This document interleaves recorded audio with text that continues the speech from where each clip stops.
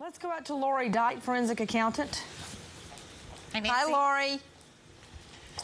Have you studied all the documents in this case? Yes, I have. What have you learned?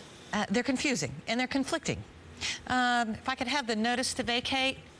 There we go. There is evidence that the plaintiff did not intend to move until the 1st of April. She's given a notice to vacate on her previous residence as of March 31st. And so that supports her position that she really never intended to move in until April 1st. But of course, the lease agreement says that the rent starts February 20th. So we've got conflicting information there. So she paid $2,000. That was supposed to be the security deposit. This is the second half of that, but it says rent March, which by the defendant's testimony now is supposed to mean February 20th to March 19th. When I discussed with moving with Kathleen Ephraim, the day I met her, I told Kathleen, I say, my lease is up at the end of March.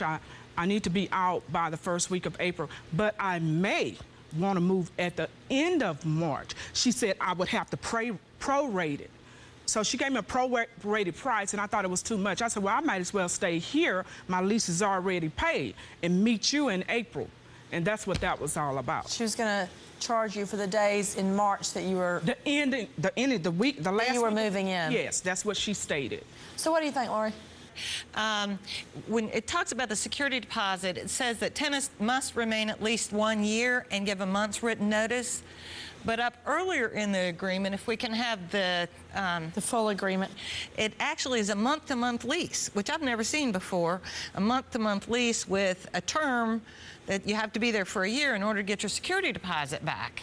Say per month for rental property on a month-to-month basis. That's very odd for a rental agreement. I've just not seen that before.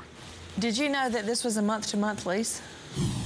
That lease is what we've used for 30 years. For 30 years. Did you know it was month-to-month? Well, with the term, with the year as part of the agreement to stay a year month-to-month. But you can't have a year's lease and a month-to-month lease in one document. As I said, that in Texas, that's worked out for 30 years. We lived in the home ourselves 10 years. We had a tenant there for 20 years. The person in there before Miss Lott was there a couple of years. And as I said, we returned their deposit completely. That's probably why this contract worked.